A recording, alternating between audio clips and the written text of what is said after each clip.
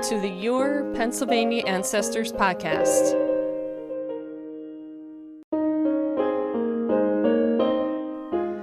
This is Denise Allen of PA Ancestors. This episode is first airing on June 5th, 2020.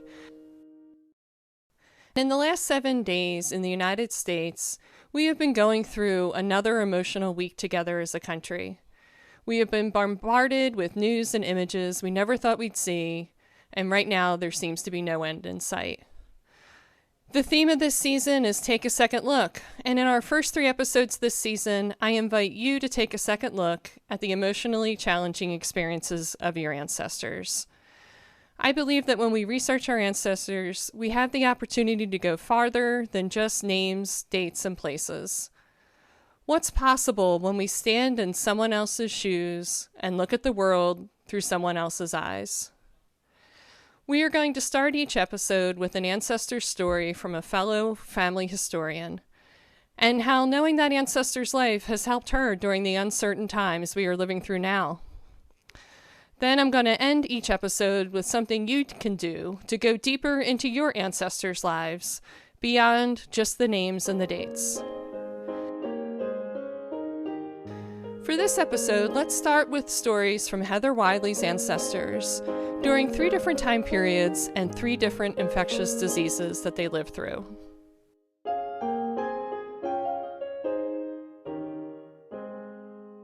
Heather Wylie, thank you for coming on the podcast. I put out a call for genealogists to share stories about their ancestors and how those stories of their ancestors are kind of shoring them up through these really uncertain times that we have right now. So I'd love for you to first introduce yourself, give me your genealogy introduction, so people can connect with who you are and what you're about. Thank you for having me. I really appreciate it. And I appreciate the opportunity always to talk about my family, because I think that's what we as genealogists love, is the stories. I first became interested in genealogy when my grandmother was sick and I realized I didn't know who she was as a person. So I made a point to get to know my grandparents and their stories. And that's really how an unexpected discovery started, when I was collecting their stories and working to collect information with them so that I could get that out to other people in our family. My great-grandmother, her family moved to Colorado, and they were living there in the early 1900s. So when she was about 10 years old, she brought home scarlet fever to the family. And the family was quarantined, and everyone got sick. And the youngest brother, who was 3, ended up dying from scarlet fever. His little body just couldn't handle it. So the family was quarantined the entire time. They had to mourn the loss of their toddler and sibling in quarantine. And then they were still in quarantine for some time after that. And I found writings that the siblings put together talking about the loss of this younger brother, but they would also all get together at family reunions and talk about him and being in quarantine for the rest of their lives. So that, especially now when we're all kind of in quarantine, is hitting home especially hard, thinking about this family losing their child, living in Colorado in the early 1900s. They had basically a mud house that they were living in early on, and then a farmhouse later. And, you know, it really puts in perspective me being uncomfortable when my Wi-Fi is buffering too long. You had another story to share too. I would love if you shared that. So my courtesy aunt, I'm named for her. My middle name is Elizabeth and her first name is Elizabeth, ended up catching polio when she was younger. So the town that I live in was actually the epicenter for the polio pandemic in the 1940s. And then it spread out into Texas. But it was really brought home to me growing up with this member of my family who had been in an iron lung and who had to reteach herself to walk, the importance of vaccines and the importance of, you know, being considerate of other people during epidemics. So that made a lasting impression when I was growing up. And I realized this morning that with my own children, they won't ever really know anyone who had polio. And that was kind of astounding to me to think about that. You know, my aunt had polio when I was in college. My landlord had polio. And it was, I mean, really astounding, thinking that my children won't know these people and that my grandchildren won't know anyone that had polio either. And you had a third story about the flu pandemic. My second great-grandfather was a man named Richard King, and he was born in Alabama. The family lived briefly for a time in Arkansas, and then they went back to Alabama. And he decided that what he really wanted to do was be a doctor. And his brother-in-law was a doctor, so he was going to train with him. And he was following him around, observing and helping out. While the flu started coming through. And in 1918, he was still making the rounds with his brother-in-law, and they were going into people's houses. They were treating these flu victims, really, is what they were. And he ended up catching it. And he died from influenza and then pneumonia related to the influenza. And he left behind a young wife and 4 really young kids. The youngest was 4. And they published his obituary. They talked about the death being linked to influenza, the suffering of the family. But it really made me think about how important it was to him, helping his community and being there to support people who were sick, especially now when we're seeing so much about nurses and doctors and everything that they're doing without proper protective wear, that he put his life on the line just like they were, and he ended up dying like so many of them have. And I think that if any of them had a message, his would be about the importance of continuing to help care and support your community. You know, he died caring for the sick. And I think that that's a really powerful reminder for me to be a little bit more gracious, to be as supportive as I can of my community. And that during hard times like this, the most important thing that we can do is just be caring, to be that helping hand. So where can people reach out to you if they want to connect? So I am primarily on 3 main platforms. So I'm on Twitter. My handle is an unexpected discovery. I have a website, an unexpecteddiscovery.weebly.com. And then I'm also on Instagram, and my handle is @hwylie07. Thank you so much again. Yeah, absolutely. Thank you for having me.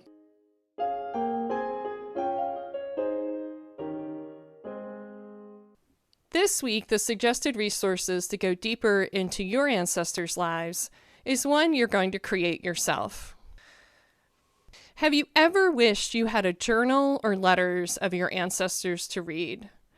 I know I wish that all the time, and I find myself reading journals and letters of people alive at the same time and place of my ancestors just to get a better understanding of their life then.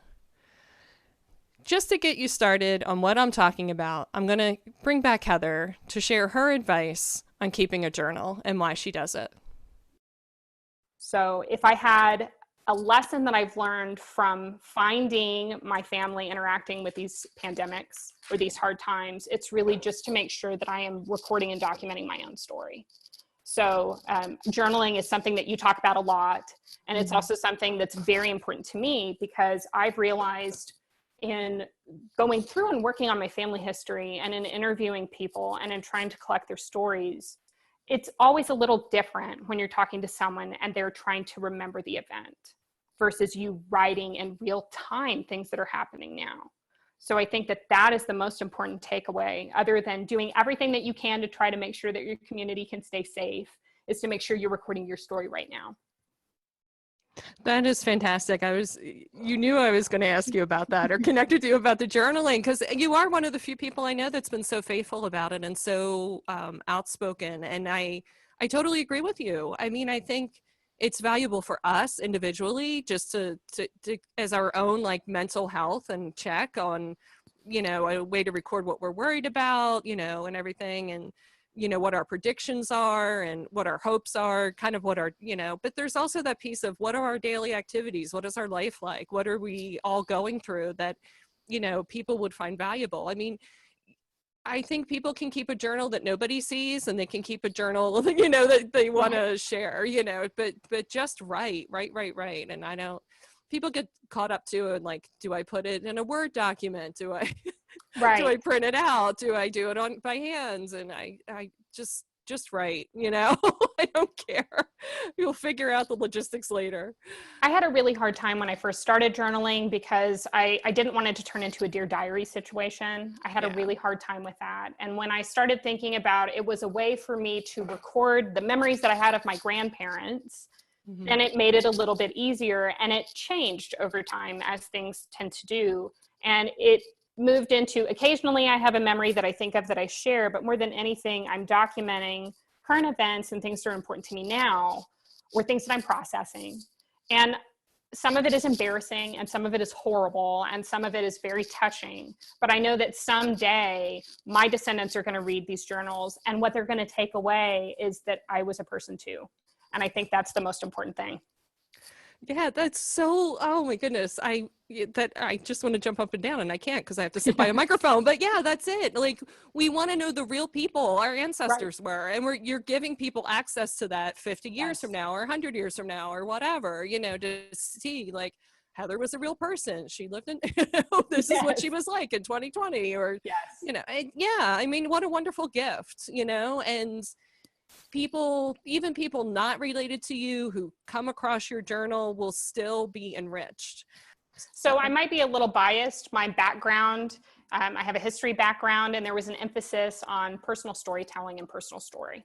Oh, so wonderful. Always something that's been very important to me. So in recording my own story, in trying to make my ancestors' stories come alive, that's always been a focus.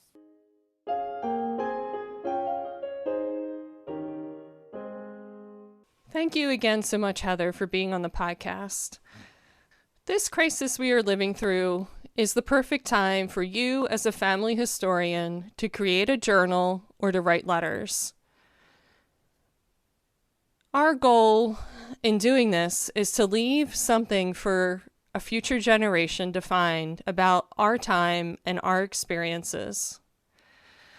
If you would like to join other family historians, I am launching 14 days of journaling.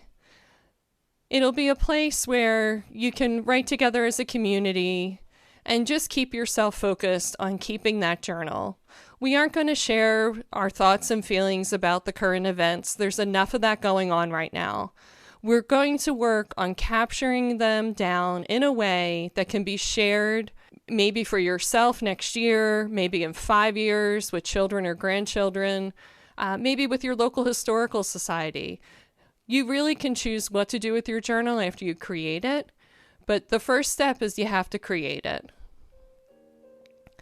By the end of the 2 weeks, you will have saved this time in history. So if you want to join in on that, go to my website, paancestors.com. I'll have on the homepage a link where you can sign up, you can get the writing prompts, and you can find out how you can join in.